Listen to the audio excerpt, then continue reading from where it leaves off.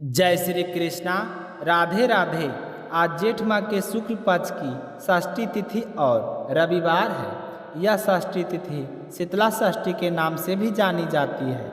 उड़ीसा में इस पर्व को बड़े ही हर्ष उल्लास के साथ मनाया जाता है। जेठ के पूरे महीने सूर्य देवता की पूजा की जाती है, लेकिन रविवार के दिन उनका महत्व और भी अधिक बढ़ जाता है। तो आप सभी श्रोताओं के मंगल जीवन की कामना करते हुए सुनते हैं आज की कथा।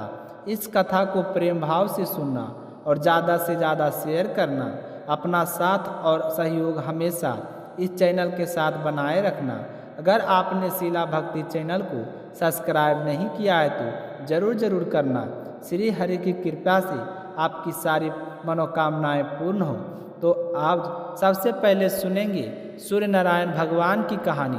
बोलिए सूर्य देवता की जय हो। अब अपने सुनेंगे प्रत्यक्ष देवता सूर्य भगवान की कहानी। उसके बाद आप सुनेंगे जेठ मास में सुने जाने वाली जाट और जाटनी की कथा। तो श्रद्धा भाव से सुनते रहिए। बोलिए सूर्य भगवान की जय हो। एक समय की बात है, सूर्य भगवान की पत्नी राणा देव के मायके से खबर आती है कि राणा देव को मायके बुलाया है, लेकिन रानी सत का तो मायके जाने का बिल्कुल भी मन नहीं था। तो वह सूर्य भगवान से कहने लगे कि मुझे मायके नहीं जाना, मेरा वहाँ पर मन नहीं लगता है।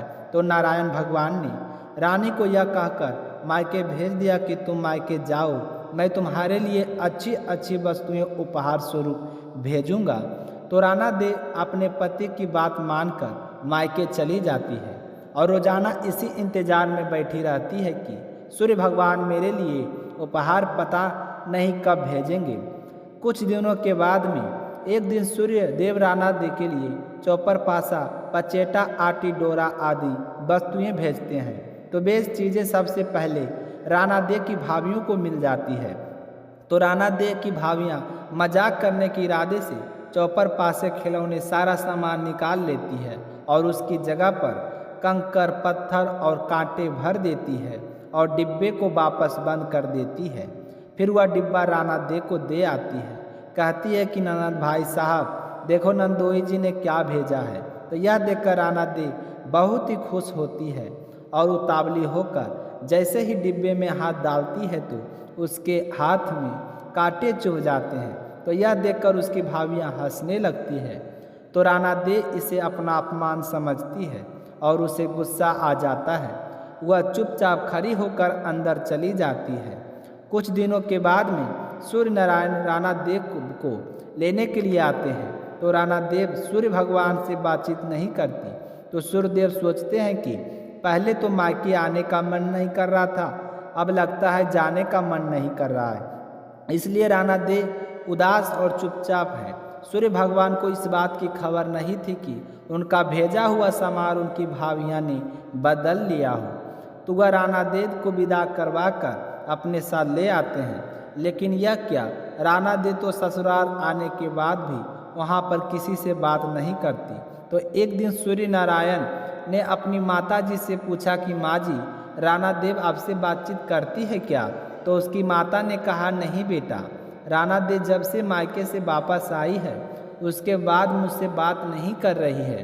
तो यह सुनकर सूर्य नारायण कहते हैं कि माता जी, आप राणा देव से कहना कि चावल की बोरी भरी पड़ी है, साल में से चावल निकाल ले, परंतु उन्हें कहना कि चावल निकालते समय एक भी चावल टूटना नहीं चाहिए, सारे चावल साबुत निकले चाहिए। तो जैसा सूर्य नारायण बोलकर गए थे, उनकी माताजी ने अपनी बहू राणा देव को बोल दिया।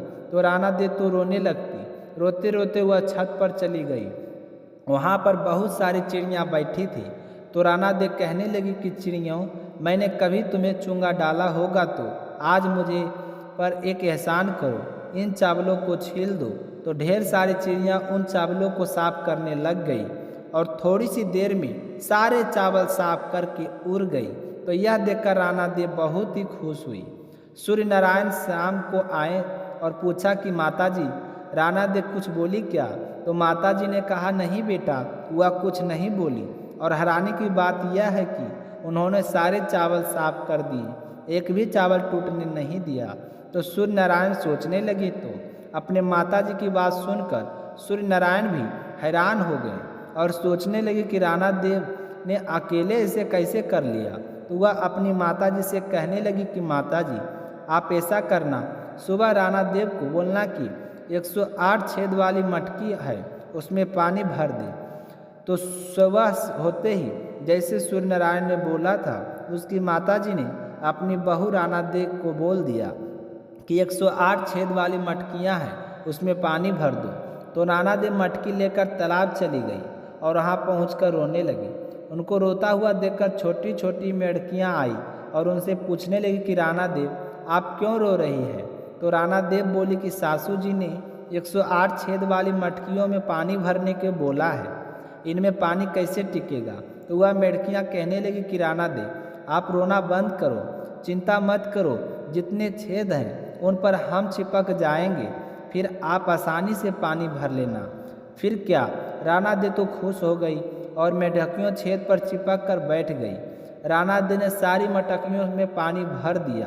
तो छेद वाली मटकियों में पानी देखकर उसकी सासू माँ बड़ी हैरानी हुई। जैसे ही संझिया काल हुआ तो सूर्य नारायण आए तो अपनी माता जी से पूछा कि राणा देव आज आपसे बोली क्या।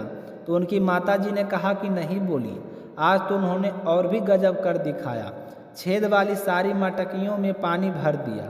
तो सूर्य नारायण सोचने लगे कि राणा देव यह सब कुछ कैसे कर रही है और हमसे बोलना बंद क्यों कर दिया। अब तो इस बात का पता लगाना पड़ेगा। तो अपनी माता जी से कहा कि माता जी राणा देव को बोलना कि कल बाग में उनकी मौसी जी आए, उन्होंने राणा देव को मिलने के लिए बुलाया है। उनको यह भी बता देना कि जिस चरमूर बिखरे हैं उस तरफ जाना। तो सुबह होते ही राणा देव जी को उसकी सासू माँ ने कह दिया कि जैसा सूर्य भगवान बोलकर गए थे।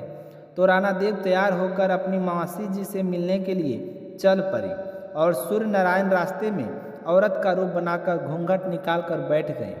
जब राणा देव उस तरफ जाने लगे तो सूर्य नारायण औरत के रूप में बैठे थे। रोने लगी कि राणा देव ने कहा कि आप रो क्यों रहे हैं, आप पर कोई मुसीबत आ गई है क्या। तो उन्होंने राणा देव की बात का कोई जवाब नहीं दिया और लगातार रोते ही रहे। तो यह देखकर राणा देव कहने लगे कि मेरे पर जो मुसीबत आई है, अगर वह तुम पर आ जाए तो क्या करोगे। तो सूर्य नारायण कहने लगे कि आप क्या मुसीबत आई है। तो राणा देव कहने लगे कि मैं क्या बताऊं, मैं मायके नहीं जा रही थी और फिर उन्होंने मुझे ज़बरदस्ती भेज दिया, बोला कि तुम चली जाओ और मैं तुम्हारे लिए अच्छी अच्छी वस्तुएं भेजूंगा। और डिब्बों में भरकर उन्होंने कंकर पत्थर और कीटे भेज दिए। मैं उन डिब्बों को देखकर बहुत ही खुश हुई और देखने के लिए जैसे ही डिब्बे में हाथ डाला तो मेरे हाथ में कांटे चुभ गए। मेरी सारी भाभियाँ मेरा मजाक बनाने लगी। थोड़े दिन बीते, मुझे वापस लेने के लिए आ गए और मैं ससुराल आ गई। इतना परेशान करने के बाद भी इनका पेट नहीं भरा। उन्होंने मुझे एक बोरी साल में एक चावल निकालने के बोला और यह कहा कि एक भी चावल टूटना नहीं चाहिए। अब तुम बताओ कि मैं एक दिन में एक बोरी चावल कैसे निकालूं, वह बिना टूटे हुए। भला उन चिड़ियों की जिनको मैंने चुंगा डाला था, उन्होंने मेरी मदद की और सारे चावल निकाल दिए। उन्होंने तो फिर भी नहीं पूछा कि राणा देव तुमने अकेले चावल कैसे निकाले। इन्हें तो बस परेशान करना था। दूसरे दिन 108 छेद वाली मटकियों में से मुझे पानी भरने के लिए बोल दिया। अब आप ही बताओ, छेद वाली मटकी में पानी कभी ठहरता है क्या। वह तो भला हो मेढकियों का जो बेचारी साड़ी की साड़ी छेद पर से चिपक कर बैठ गई और मैंने पानी भर दिया। यह कहते कहते राणा देव जोर जोर से रोने लगे। तो इतना सुनते ही सूर्य भगवान ने राणा देव का हाथ पकड़ा और अपने असली स्वरूप में आ गए। सूर्य भगवान बोले कि राणा देव चुप हो जाओ, मैंने तो डिब्बों में चौपर पासा, आठी डोरा मिठाइयाँ और अच्छी अच्छी वस्तुएं भेजी थी। आपकी भाभीियों ने ही मजाक की होगी, मैंने ऐसा कुछ नहीं किया। आप मुझे बहुत अच्छे लगते हो, मैं आपके लिए डिब्बों में कांटे भरकर क्यों भेजूंगा, यह आपको पता होना चाहिए। इतनी सी बात थी तो आप पहले मुझे बता देते तो आपको इतनी मुसीबत नहीं झेलनी पड़ती। तो यह सुनते ही राणा देव बहुत ही खुश हुई और खुशी खुशी सूर्य नारायण और राणा देव बातें करते हुए घर आ गए। तो उन्हें हंसता बोलता देखकर उनकी माताजी और भी ज़्यादा खुश हुई। बोलिए सूर्य नारायण की जय हो। तो हमेशा के तरह अब अपने सुनेंगे गणेश जी भगवान की कहानी।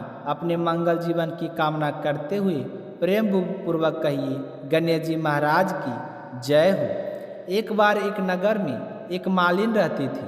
बीमार के चलते उसके पति की मौत हो चुकी थी। उसके एक 4 साल का बेटा था। वह उसी के सहारे अपना जीवन यापन करती थी। उसकी सास बहुत ही कठोर हृदय वाली थी।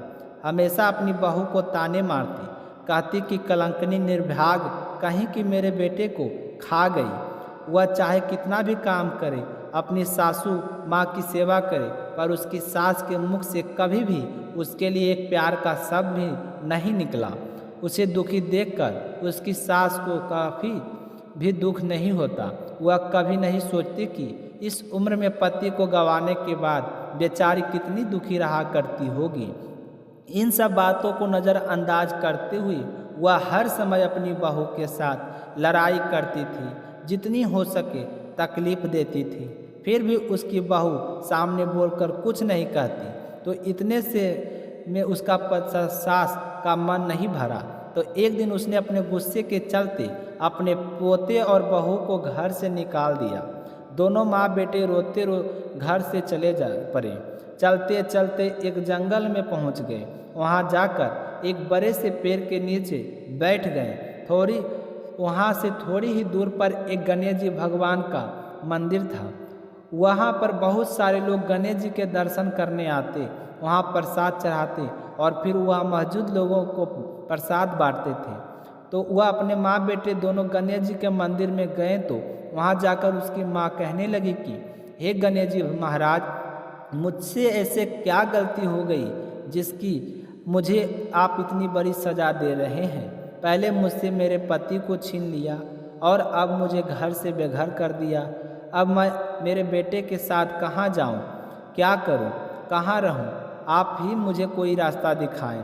आज आपके सिवा हमारे बेटे माँ को कोई नहीं है।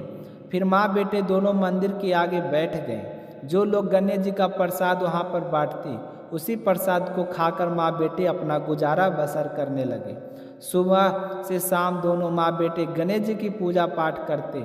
एक दिन बैठे बैठे गणेश जी की कृपा से उन दोनों के मन में आया कि क्यों ना हम जंगल से फूल लाकर बेचें। यहाँ पर रोजाना लोग आते हैं, अगर हम फूल माला बनाकर बेचेंगे तो यहाँ आने वाले लोग पूजा के लिए फूल जरूर खरीदेंगे। तो इस तरह सोचकर दोनों माँ बेटे सुबह जल्दी जंगल में से फूल लाकर फूल माला बनाकर वहाँ पर बैठ जाते। जब गणेश जी भक्त पर वहाँ पर आते तो उससे फूल खरीदते और पहले उन्हें कुछ रुपये दे देते। तो इस तरह फूल बेचते बेचते कई दिन हो गए, तो कुछ रुपया इकट्ठे हो गए। तो उन्हीं रुपयों से वह पूजा की सामग्री और प्रसाद भी लाकर बेचने लगे। गणेश जी की कृपा से आमदनी बढ़ने लगी।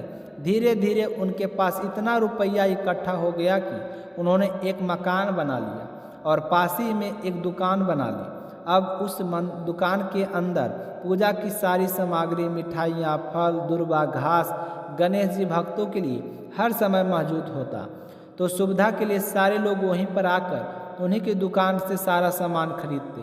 तो वहाँ पर एक राजा की लड़की थी जो रोजाना मंदिर में पूजा करने आती थी और मालिन के दुकान से ही सामान खरीदती थी। तो मालिन के बेटे को देखकर राजकुमारी उस पर मोहित हो गई और उससे विवाह करने की सोचने लगी। एक दिन उसने अपने भाभी से अपने मन की बात कही। तो भाभी अनुभवी थी। उसने कहा कि ननद भाई साहब, या तो मालिन का बेटा है और तुम एक राजा की बेटी हो। अगर तुम्हारा विवाह इस मालिन के बेटे के साथ किया गया तो इससे बड़ी बदनामी होगी। पर राजकुमारी नहीं मानी। तो उसकी भाभी ने राजकुमारी की माँ यानी कि अपनी सास से यह बात कही कि हमारी बेटी मालिन के बेटे से प्यार करती है और उसी से शादी करना चाहती है। तो उसकी माँ और पिताजी ने उसे बहुत समझाया, पर वह कहने लगी कि मैंने प्रतिज्ञा कर ली है कि अगर मैं शादी करूंगी तो उसी से करूंगी, नहीं तो मैं शादी नहीं करूंगी। तो राजा कहने लगा कि बेटा, जब तुमने प्रतिज्ञा कर ली है तो मैं तुम्हारी प्रतिज्ञा को कभी नहीं तोड़ूंगा। तो वह राजा खुशी खुशी अपनी बेटी का विवाह करने के लिए तैयार हो गए और उन्होंने बड़े धूमधाम से अपनी बेटी का विवाह मालिन के बेटे के साथ कर दिया।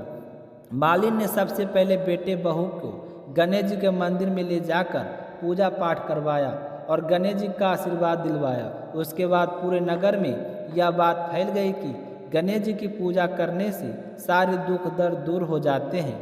यह माँ बेटे यहाँ पर आए थे तो बिल्कुल ही गरीब थे। इनके पास खाने के लिए अनाज और पहनने के लिए कपड़े भी नहीं थे और देखो गणेश जी की कृपा से इनके पास कितना धन हो गया है। और इस लड़के की शादी राजकुमार की बेटी के साथ हो गई है। तो सारे गांव वाले उसी गणेश मंदिर पर पूजा करने के लिए आने लगे और उन्हीं की दुकान के सामान खरीदते। तो ऐसा करने से मालिन के बेटे का काम दिन दुगना रात चौगुना तरक्की करने लगा। और उधर जिस दिन से मालिन की सास ने उन माँ बेटे को घर से निकाला था उसी दिन से उसके अन्नदाता रूठ गए थे। उसके घर में घाटा लगने लगा और सारा सामान बिक गया। धीरे धीरे वह समय भी आ गया जब उस बुढ़िया को एक समय का भोजन भी नसीब नहीं होता था। उसे भूखा मरता देखकर गांव के लोग उस पर बिल्कुल भी दया नहीं दिखाते थे। कहते थे कि अपनी बेचारी विधवा बहू को किस तरह से लड़ाई करके इसने घर से बाहर निकाल दिया तो अपनी करनी का फल भुगत रही है। वह तो बेचारी आज ना जाने कहाँ होगी। पहले तो भगवान ने उससे उसका पति छीन लिया और फिर एकमात्र घर का सहारा था जो इस बुढ़िया ने छीन लिया। तो यह सुनकर बुढ़िया का अपने किए हुए बहुत ही काम पर पछतावा होता और गांव वालों से बेरुखी देखकर एक दिन वह रोती बिलखती गांव छोड़कर निकल गई और चलते चलते उसी जंगल में पहुंच गई जहां गणेश जी का मंदिर था।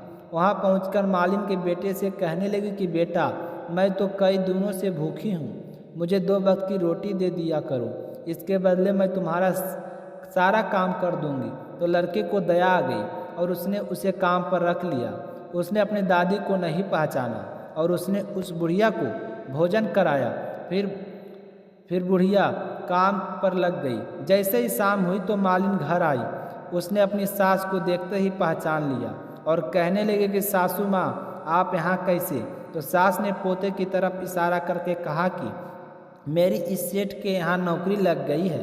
तो उसकी बहू कहने लगी कि सासू माँ, आप यह कैसी बातें कर रही हो? यह आपका पोता है और यह आपका घर भी है। यहाँ आपको काम करने की क्या ज़रूरत है? जब आपने हमें घर से निकाला था तब गणेश जी भगवान ने हमारी रक्षा की थी। तो यह देखकर वह बुढ़िया बड़ी ही हैरान हुई और अपनी बहू से कहने लगी कि बेटा, मुझसे गलती हो गई, मैंने मेरे करने का भोग लिया है। तुम्हें घर से निकालने के बाद घर में जो कुछ था सब कुछ नष्ट हो गया। मुझे तो खाने के लिए अन्न का दाना तक नसीब नहीं होता था और ऊपर से सारे गांव वाले मुझसे मुख मोड़ लिया। तभी से मैं घर छोड़कर निकल गई। बेटा, मुझे मेरी करने का बहुत ही पछतावा हो रहा है, तुम मुझे माफ़ कर दो। तो उसकी बहू कहने लगी कि माँ जी, कभी माँ भी अपने बच्चों से माफ़ी मांगती है क्या? जो क्या हुआ सो हुआ, उसे भूल जाओ और खुशी खुशी अपने पोते का सुख देखो। तो वह बुढ़िया सोचने लगी कि बहू कितनी अच्छी है और मैं इसे कभी भी पहचान नहीं सकी। आज मेरे पास कुछ नहीं है और उसके पास सब कुछ है, फिर भी यह देखो कितनी प्रेम पूर्वक अपने घर में रखकर मान सम्मान दे रही है। ऐसा सोचते हुए उस बुढ़िया की आंखों में खुशी के आंसू चल पड़े। हे गणेश जी महाराज, जैसा सुख आपने मालिन को दिया है वैसा सुख सबको देना। जो आपकी इस कथा को पूरे श्रद्धा भाव से सुने उसकी सारी मनोकामनाएं पूर्ण करना। बोलिए गणेश जी महाराज की जय हो। तो आज की कहानी यह थी। आप सभी श्रोताओं को सुनकर कैसा लगा कमेंट करके ज़रूर बताइएगा। साथ ही हमसे जुड़ने के लिए चैनल को सब्सक्राइब जरूर कीजिएगा। मिलते हैं अगली वीडियो में, तब तक अपना ख्याल जरूर रखिएगा। जय श्री कृष्णा, राधे राधे।